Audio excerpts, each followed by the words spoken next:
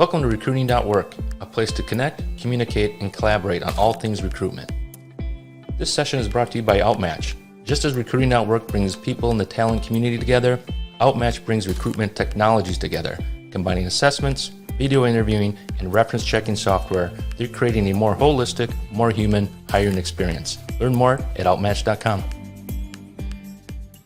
Good morning, everyone, or afternoon, depending on where you are in the country. Thank you so much for joining us and Happy New Year. I know that it's February, but this is our first DE&I session of the year. So wishing you all Happy New Year.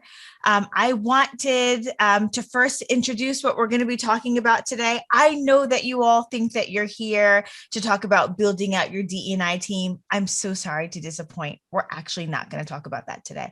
We might hit on that just a little bit, but what I wanted to acknowledge is that it's Q1. And I know that a lot of you, like your hiring managers, may have got a new budget for the year to add to your teams. So I wanted to sort of flip the script around on you and acknowledge that you might actually be a hiring manager as a recruiter.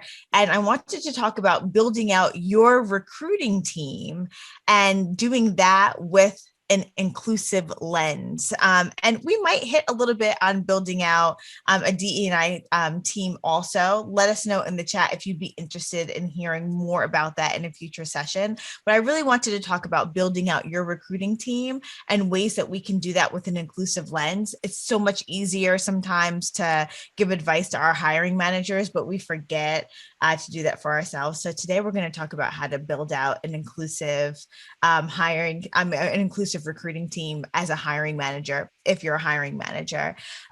But just a couple of quick housekeeping items. Of course, there are no questions that we won't answer today. So please leave all of your questions and comments in the chat. We'll keep an eye on those and try to address all of them. You can catch us here every second Tuesday of the month at 10 a.m. Pacific Standard Time. I'm here today with my friends Amanda, Tara, Carmelina, and Yvette, who will introduce themselves, and we'll jump right into it. So team, hi, thank you for joining our conversation today. We'll just jump right in. Have any of you had any experience sort of building out your own recruiting team? And this is like recruiters, sourcers, coordinators. And tell me a little bit about your process for building out your team. And we know as hiring managers, we have the same issues as other hiring managers have, right? Like from a timing perspective, we need to get butts in seats. We need to serve the business. We all the things. And how do we make sure that we fulfill the needs of our business and also make sure that we're having balanced perspectives on our teams by making sure that there's some diversity in our team? How do you achieve that balance? Yeah, Christina, I can start. Thank you so much. So my name is Carmelina Lally, but everyone calls me Carm, so you can call me Carm. Okay. I lead our assurance recruiting team here at PwC, PricewaterhouseCoopers. We go by PwC now. And so I'm part of our leadership, the TA leadership team at the firm, at the US firm. And so it's very top of mind for us. So my team is about 68 recruiters, about half of which dedicated to entry level, half of which dedicated to experience or lateral recruiting. And so having a diversified recruiting team is really important because we want a diversified workforce for PwC. And so we want our recruiters to be representative of those we want to attract and then ultimately onboard and retain. So a couple of things we've done to diversify our recruiting team is that we've made diversity recruiting all of our jobs. So even though my day job isn't to recruit recruiters for PwC or for my own team, all of us on our leadership team, go into LinkedIn proactively and make connections with recruiters. And even though ultimately I'll be the hiring manager, I'm also a sourcer for my own team. And so I personally reach out and make really personal connections proactively with recruiters out there in the market to ask them if they would eventually want to have a conversation with me about joining my team. So I'm very personal in my approach, and I don't leave it to just the recruiter at PwC who's going to be recruiting recruiters to diversify my team. And all of us do that on our leadership team. The other thing we do is we ensure that every recruiting position has a diverse slate before an offer is made. So we will wait until we have a diverse slate of candidates before we make offers, and we have to interview a diverse slate. And that diverse slate of candidates is then interviewed by a diverse hiring team. So our hiring team is not just made up of people. Sorry, Sean, were you saying something? Oh, I thought I heard something. So our hiring team. I was just saying that was good. That point that you made about the diverse panel to interview, that's so key, very important. Yes, because and that we don't even just have, like, so if they're hiring for my team, it's not just people on my team that are going to be doing the interviewing. We have another recruit, like, so we have tax and advisory. That's the other two lines of service at PwC. I may have a colleague from tax weigh in to interviewing that candidate for a diverse perspective on that candidate. So I'm just not thinking about my team, but I'm thinking, we're sharing across. So those are a couple of things we do at PwC to diversify recruiting teams. I love it. So first of all, I love when we can give folks actionable things to walk away with. So thank you. And let's keep that going. And folks, I started putting the tips in the chat. I can't do that the whole time though, like full disclosure. So if you hear tips that I'm not putting in there, please feel free to continue the list. Carm, you mentioned something that we always say at Reddit as well, which is always be recruiting. Right. And it doesn't matter if you have a position right then, go on LinkedIn, Yvette, Amanda, Tara. Is this something that you also do? And if so, how important is it to you and your teams that you always be recruiting? I know it's not grammatically correct, by the way. It's just like a thing we say. But. Right. So this is Tara. I'll add in. I recently left Marsh & McLennan, and I'm spending all of my time now working with startup organizations and working with diverse groups to try to give them a leg up on getting into organizations. So I totally agree with always be recruiting, even if it's not for my team, but for other people that I can connect others to. And I think it's kind of a mantra. I always think it's a problem when people wait until they need to find a job or need to fill a role, and then they're really caught very flat-footed. So one of the things that we've done is to make sure that we are looking at the full definition of diversity, inclusion, and belonging, right? I mean, because it could mean different things depending upon where in the world you have to build a team. Sure. And, ironically, like in human resources, men are often underrepresented. And so we have to make sure that we're looking at that as well as other, things. Recently, I'm working with a client now. They're really amping up their neurodiversity recruiting. And so that creates a different lens that may not be as obvious to other people. And so one of the things that I'm trying to do is making sure that people are looking at the talent pools that they're accessing, whether it's for your own job in a recruiting organization or broader, and really pressing your partners that you're spending money on relationships. Go back to your sources and say, tell me about the people in your database. How diverse are they?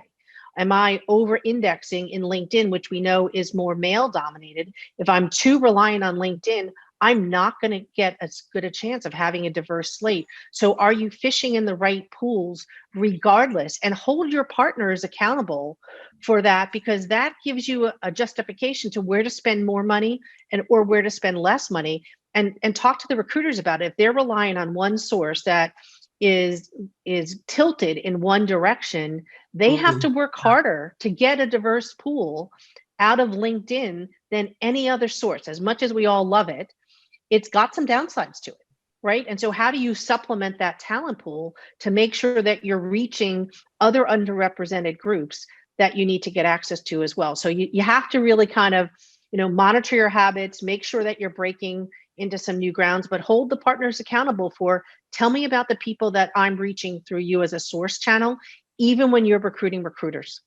Because the numbers do tell a pretty telling story when you start to do an analysis of, so how many people who have disabilities or are from an ethnic class or a gender class am I getting all the same people from all the same sources over and over again? And then we have a responsibility to diversify where we're going to fish in the pond.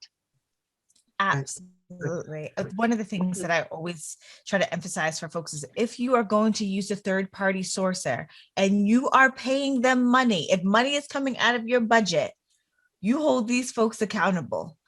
It doesn't matter, like this is your responsibility to make sure that your organization looks the way that you've imagined and looks is a reflection of the real world, right? And so you're not required to take whomever they put in your lap, and you are hold them accountable for who they have in their database and who they're putting sort of across your lap. And hi, Melissa. We didn't get an opportunity to introduce you.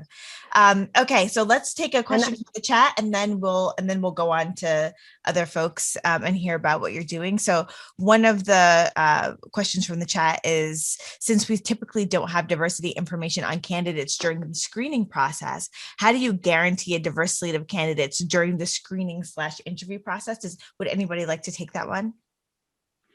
Yeah, that one's a challenging one. Yeah, I can speak to that for a little bit.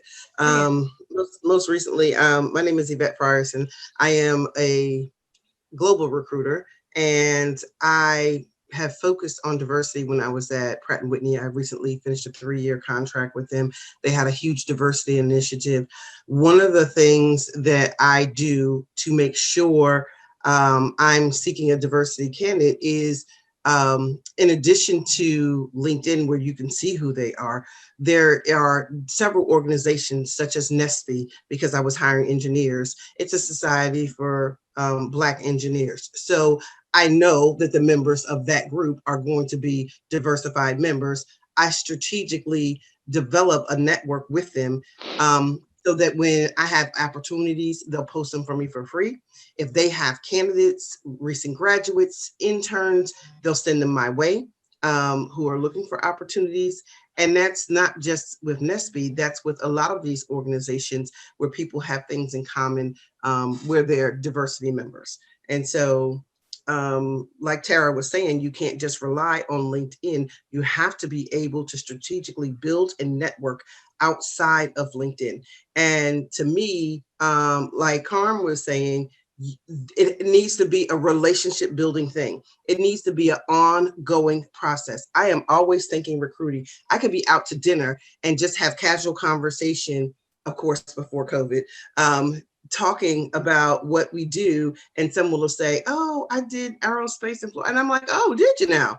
Now you might be happy with your position and I might not have a position open, but let's stay in touch because we don't know what the future holds, because sometimes it's not that you have that direct connection with them, that they're the person that's looking. They may know someone that's looking because they're in that arena and they're pretty much on the same plane. They can recommend people to you. And then they'll say, hey, I heard that you guys have this opening. Let me see if I know this person who might be interested in it. So it works both ways, because they can say, it's not for me, I have somebody else. Or you could say, I don't have that position, but I could refer you to another recruiter because I have a strong network of recruiters because I've been doing this for over 20 years. So always be recruiting. That I live for that. I mean, that's definitely my motto, and definitely to strategically plan, deliberately and intentionally plan to network with these other organizations in order to guarantee a diversified pool. Anybody else have an experience like that? Well, I was just going to add that. So one of the, even outside of NESPE, and thank you so much for that, Yvette, that's called affiliate tagging. So the broader term is affiliate tagging. And so what this is if you see a candidate, for instance, on LinkedIn, let's say you're doing sourcing, but it's a really bad idea is for you to just look at a candidate and say, oh, okay, they're Black, they look Black, they're Black, or they look certain way and they're a certain way, or their last name is this, they must be that, right? That's a really, really bad idea without any other substantial information, like they volunteered their EEOC information, et cetera.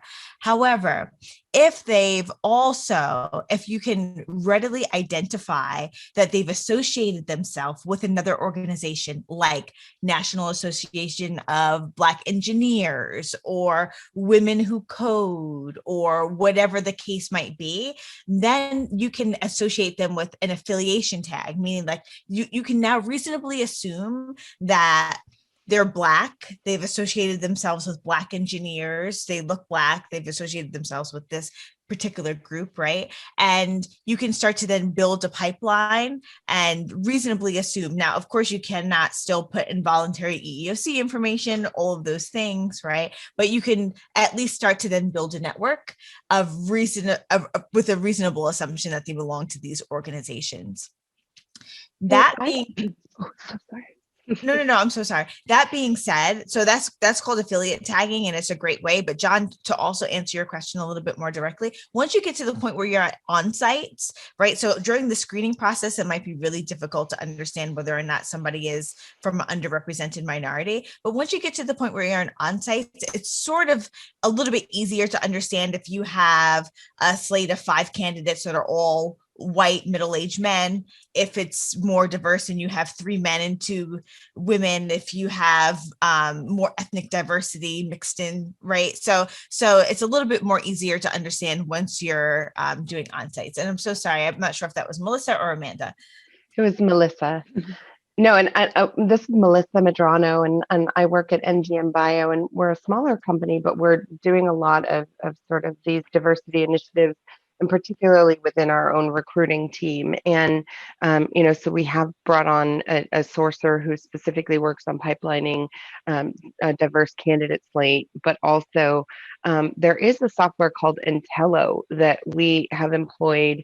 And what it does is basically, sort of uses a few different algorithms to break down, some of these affinity tags. And, also they look at sort of the, the naming conventions, and also the different universities and associations and stuff like that. And so they actually have done, what LinkedIn doesn't do, which is sort of break out minority or diversity metrics. And so you can actually pull candidates out who, have a few different sort of compiled things that make it, that identify them as a diverse candidate. And so that's been a tremendously helpful software that we've also used to help us, just increase the diversity of our slate. Both within the recruiting team as well as across the organization. That makes a lot of sense. Thank you so much, Melissa. I was just going to say, we use that at SurveyMonkey too, and it is super helpful. And I'm Amanda Reddy, a senior diversity sourcing strategist at SurveyMonkey based out of Portland, Oregon. And I just, jumping on some of the things that everyone's mentioned and talking about, like proactively building relationships, identifying a diverse slate. I think one of the things that we've done that's been really helpful when it comes to our own recruiting team is making sure that we're walking the walk as well. I think we all have great ideas for our hiring teams and our colleagues and clients where we say, hey, this is how you can diversify your pipeline. This is, these are different avenues we can take. Here's how we mitigate bias. Here's how we make things more inclusive. But sometimes you have to move so fast to fill roles in your own team that you don't take a step back and say, hey, wait a minute, let's do the things that we're expecting our clients to do. And so we made some shifts at SurveyMonkey, especially we've been hiring some recruiters, sourcers, coordinators recently. We kind of stepped back and looked at our process and said, well, what are we expecting our hiring managers to do? And let's hold ourselves accountable to that as well. So we did stand up a diversity sourcing team last year that focuses on longer term relationship building. And we thought, let's use these people, right? It's a team of people skilled in identifying talent from underrepresented groups. And let's apply that not only to engineering, to sales, but to recruiting as well. Because we don't have an R for our team. We're a smaller organization. And so we've been able to diversify the talent pipeline for our own team by using our own resources, whether it's the tooling that we use, the processes we use, the people within our team who have the skills to identify diverse talent, and applying that to our own pipelines. And it's made a huge difference, taking that step back and saying, let's make sure we're we're doing all the things that we know are successful, and not, like kind of that trade-off, right? We have to fill this role because we have to fill more roles, but making sure that we're holding ourselves accountable to those processes as well. And it's been great. It's been a big change. Yeah, thank you so much for bringing it up. Can we have a real conversation just for a bit about some of the not the downfalls, but like where are some of the F-ups, right? Like you mentioned the timing thing, and that also happens to be a real thing. It happens in the business. It happens with our teams. We need to fill the seat so we can fill other seats, right? Which sometimes, a lot of times, the first thing to go with that is the time necessary in order to build a diverse slate of candidates, right? But can we just have a real conversation around where are some of the places that we've messed up in diversifying our teams, and what are some of the lessons, and what's the process that we've used to fix it, if we've fixed it yet, or if not, what are some of the lessons? Yeah, Christina, I think I was thinking about that.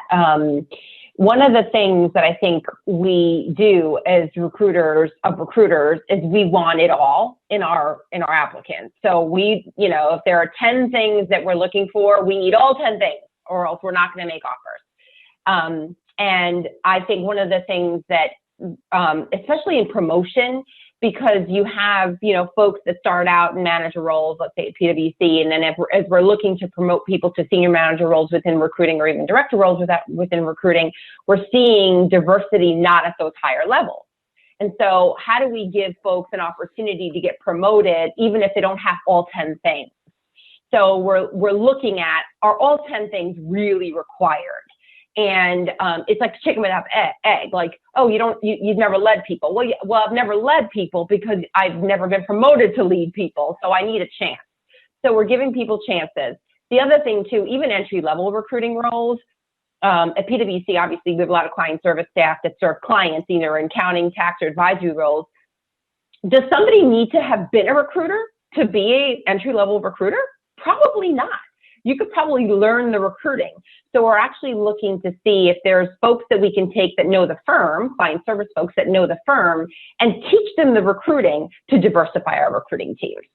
So I think it's not, it's just being really specific as to what's really a basic qualification and what's really not in all the roles, from entry level all the way up to director.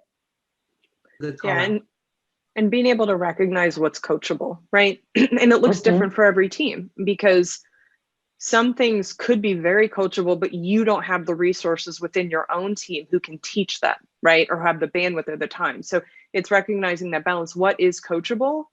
And do I have the ability to support this new hire in their growth and learning when they join the team?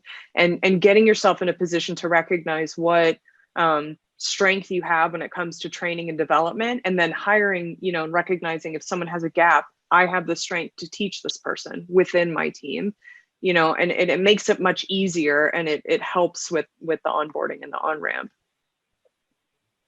That makes so much sense, because in past discussions, when we talk about other hiring managers, right? Of course, not us, but other hiring managers. And we say, like, really look at the job description and understand that some folks haven't had the opportunity and access to fill out 10 of the 10 boxes, right? But really, like, perhaps only 7 out of these 10 boxes are absolutely necessary to do the job. And when we think about the other 3 out of the 10 that aren't necessarily necessary, I always think about the 6-month sniff test. And in 6 months, if we think about the learning curve of the rest of those 3 boxes, you would have had, for somebody that fills out all of those boxes, you would have had somebody that with no learning curve that maybe on day 1 can do the job, but in 6 months, they might be a little bit bored, and you will have the same exact perspectives on your team. Nothing will be very different. But if you took the chance on somebody different, in 6 months from now, you might have somebody that might be a little bit more loyal and a little bit more retention, because they would have learned something different. And also you would have a different perspective on your team, because you would have diversified the perspectives on your team. But when it comes to us, for some reason, it's like, you know what? I need 12 out of the 10 things done today. And it's very easy to forget. We have very short-sighted memories when it comes to the things that we need. And so I really like both of the things that, both you said, Amanda and Carm, around like, do I have the capacity to teach right now? And also, do I really need all of the things today? Or like, what can we teach about? What else have we learned? I was going to say, I think that if we were proactive instead of reactive, because reactive is when you needed that seat filled immediately, and proactive is saying, I'm forecasting this growth in the next 30, 60, 90 days. Let me get someone who is green, who is coachable, because I'll tell you, when they're green and they're coachable, they're hungry, they're motivated, they want to do a good job, and they have a lot of passion and drive. So when you get them like that, you can mold them to be great the way you need them to be great on your team, and still yet have their perspective. Because I tell you, I love the millennials. They have a perspective of no is not an answer. They will make it work. They will find a way. They will make a way. They'll create a way. And I love that energy and that passion that they have. And it motivates me to think out of my comfort zone as well. But if we're planning, then we can get them the training that they need, as far as the tools, as far as, creating Boolean searches, as far as sourcing, as far as how to network and make introductions, so that in that 90 days, when we absolutely need them, they're already up to speed. So we just have to be more proactive than reactive. And that, I think, will make room for the growth, for the diversity as well.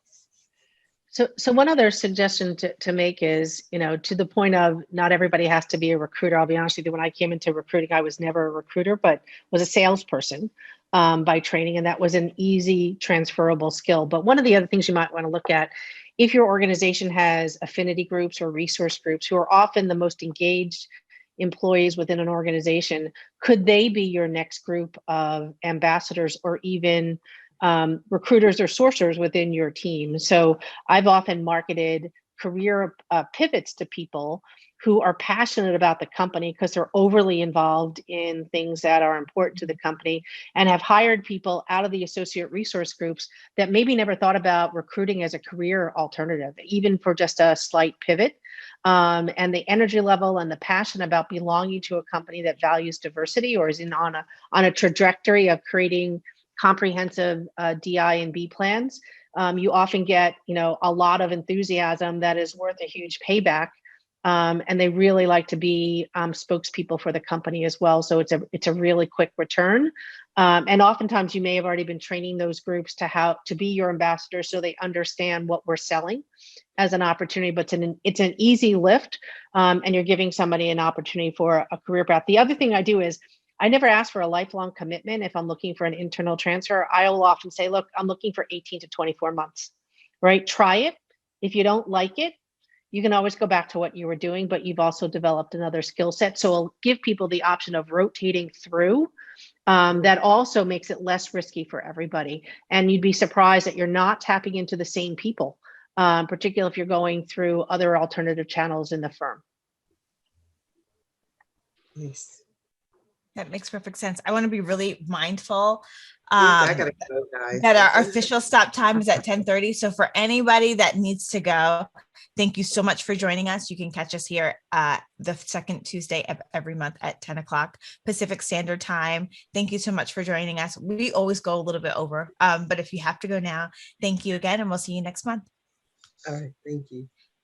We're going to keep talking a little bit about how to diversify our internal teams and some of the struggles that come with that. And I'd love to also talk about sort of entry-level positions versus senior level positions, because this is also where we run into a little bit of hairy territory. And if you do have budget this year, this first quarter, to hire on your teams, are you finding difficulty, or what are some of your strategies to ensure that you're diversifying your team, not only at the lower levels, but also at the senior levels as well, where it could just be also more of a time commitment to diversify at those higher levels. Not only does it usually take more time to hire quality talent at more senior levels as it is, right? But if you're also not taking the time to always be recruiting and you don't have a really healthy pipeline to begin with, it could also take additional time. So can you tell me a little bit about y'all's strategies for senior level positions, if you have any? I think, it's hard to say, but, leveraging the network. And again, it goes back to sort of always being, I know we keep repeating that, but always being recruiting. But, I think in the Bay Area, it's a little easier just because the networks are so, close together, and it's a little easier. We're on a lot of like listservs and stuff like that between HR panels. But I always find that sort of happy accidents end up being kind of the best the best way. We had actually hired someone at a more junior level last year, and to join the recruiting team, and we ended up losing another one of our recruiters, and he was meant to be a very junior recruiter but ended up stepping in and stepping up and really doing a great job. And so it was kind of one of those things that ended up working out for the best. And so I think sometimes it's not always, you can't plan for some of these things that happen. And I don't know about all of you, but I definitely fell into recruiting as a happy accident as well. and so I think, it's just always kind of keeping your eyes open and your ears open and maintaining the network. And but I think being willing to take a chance on somebody who might be more junior and who you may be able to groom into a more senior type of role. That said, I think we just kind of did a little bit of post and pray when we were hiring for our leader. And it just ended up being that we were able to find her. But it's also kind of figuring out who's losing talent and why. I know that there are going to be a couple big companies who are going to be losing a lot of their, or they're reorganizing their sourcing and recruiting function, like Genentech. And so I know that a lot of those folks are looking right now, and they have a lot of diversity initiatives. And so it's kind of also knowing where to mine the talent from, and knowing where, sort of keeping your ear to the ground and hearing where either layoffs are going on or where they're reorganizing their RPO or something like that. Because, that happened when I left Gilead too. Kind of everybody just flew to the winds and scattered. And so there's a lot of really great talent out there, and a lot of companies who've had great diversity initiatives. And so you can kind of find them that way as well. Yeah, and I think taking all of that, knowing where to look, and then adding the additional component of being proactive. Our recruiting leaders are having, if we find a strong recruiter that would help diversify our team, they're open to having opportunistic conversations. So there may not be a role open, but we're projecting one in the next 6 months, or we're anticipating more growth, or hey, this person looks awesome, so just in case. And they'll have a 30-minute, 40-minute conversation with them on the phone. And what that does is it creates the opportunity, right? Because sometimes somebody wouldn't get the opportunity based on, hey, we wouldn't find them during our traditional, through our traditional avenues, which tend to be overloaded with majority group, right? Because it is the majority. So how do we connect with these people? There's also been an openness. We've learned a lot from COVID-19 and the pandemic, and openness to hiring people remotely and in different locations that are more diverse, or lower cost than San Francisco, New York, Seattle, and creating some opportunity in that way as well. But just connecting with people, and at the senior level, it's great because you're developing relationships. At the more junior level, you're giving someone the opportunity to show, hey, I have these transferable skills, I have this fire, I have this passion and excitement, just give me a chance. And somebody who maybe wouldn't get the phone call to express that in the first place. And you can kind of keep those relationships going until the opportunity and the timing align. Sure. one of the things, and y'all tell me if you've noticed this as well, but sitting from my seat in DE&I and having to work really, really closely with the recruiting team, DE&I has become really, really important to candidates. Especially on the tech side of the house, but lots of folks are making that one of their top priorities when thinking about switching companies. Like, how important is DE&I to your company, and does your value system actually line up with what you're saying to me right now? Like, what are y'all actually doing? And that comes across in every part of the process, right? Not only like what recruiters are saying to you, but what are you seeing throughout the process? And folks are asking to speak with somebody directly in the business that has something to do with DE&I. I've done more interviewing for candidates lately than so.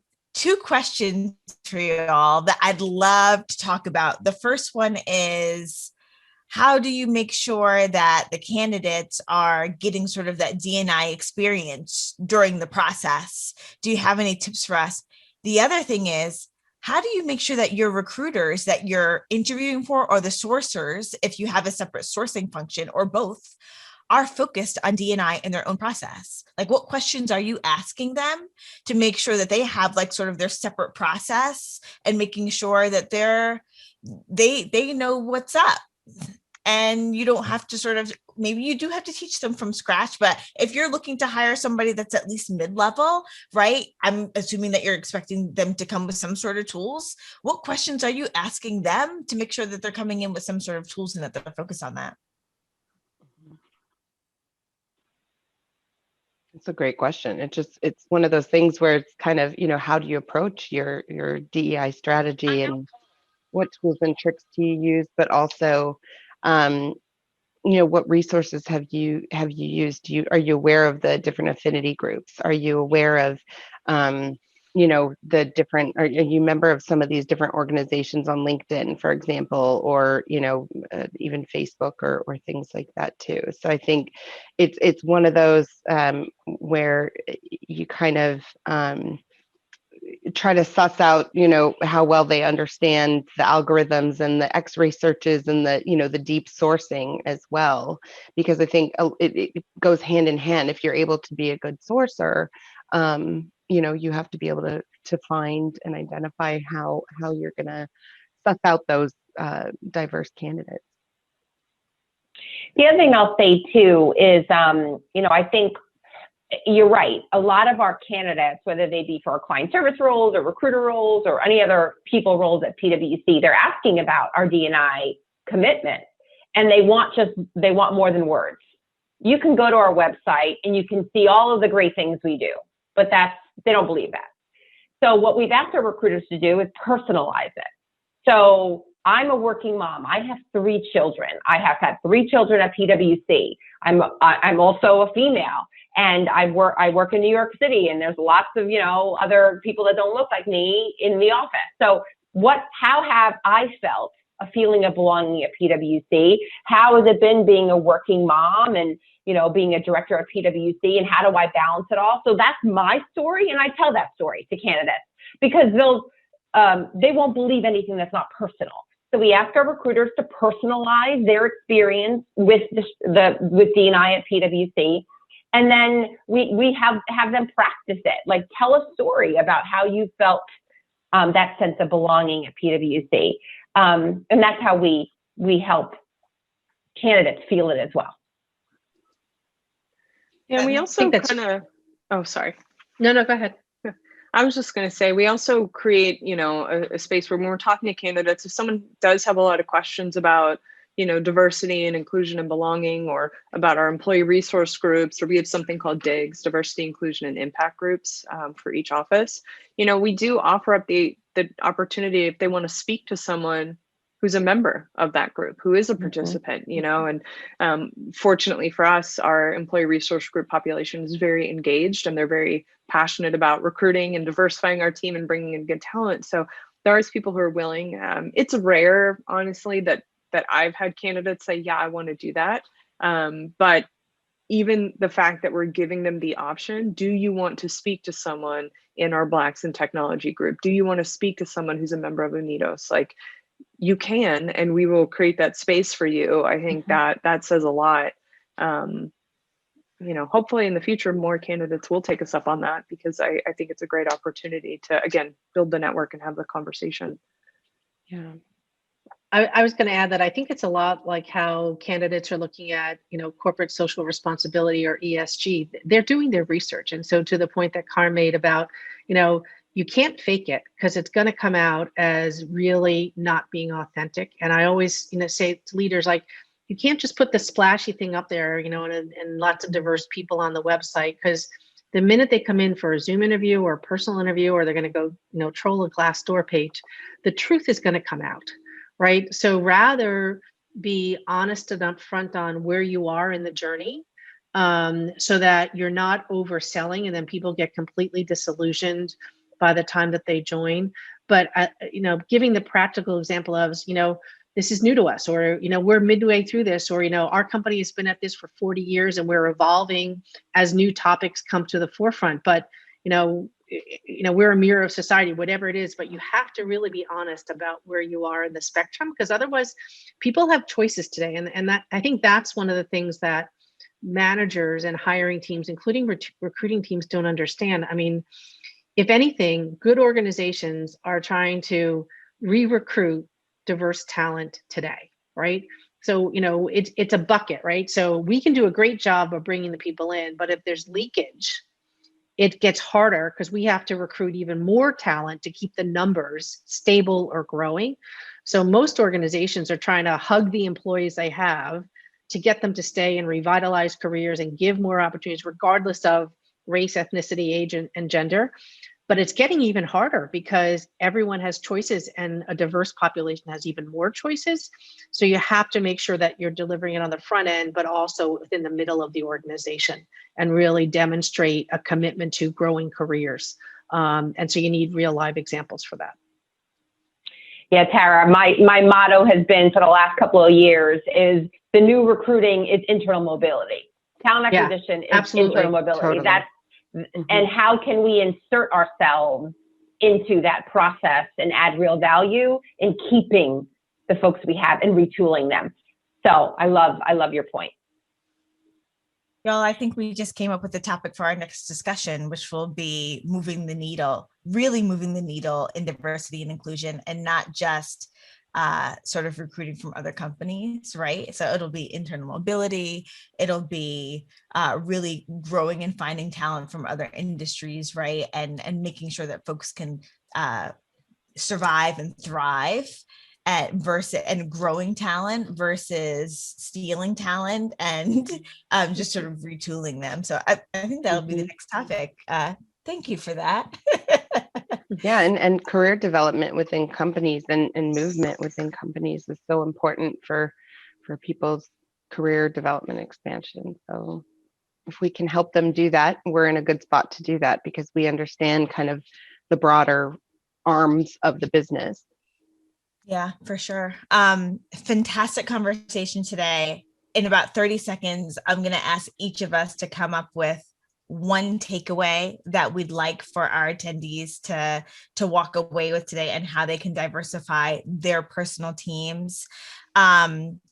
Just one thing that I will add when I'm looking for recruiters, when I'm interviewing recruiters, and I ask them all of the questions, but when I ask them specifically about their strategy to recruit underrepresented minorities, some of the things that I really want to hear from them are innovative ways that they go after groups. Some of those things, even though I know LinkedIn is not the best way to do it, but what LinkedIn is really good for are finding groups of people, whether it's like women who code or like specialty groups of folks. I love to find when people find these specialty groups and involve themselves with these specialty groups and are able to recruit from specialty groups of folks, depending on the types of positions that they're recruiting for, and really go and being knowledgeable about the Black society of Black engineers, even though they might not belong to these groups of people, right?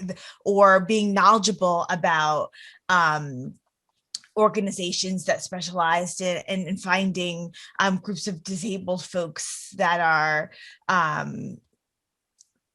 IT professionals, or, if they're in technology, or, I really appreciate folks that are into their craft enough to get out of their own pockets and expand their knowledge into real diverse groups of people. And I look for those things. And the other thing is, at Reddit specifically, and I preach about this all the time, I think it's important. If you do have ERGs, as Amanda mentioned, we have something called Candidate Connect, where we offer the opportunity for people that are interviewing to connect with somebody in our ERGs.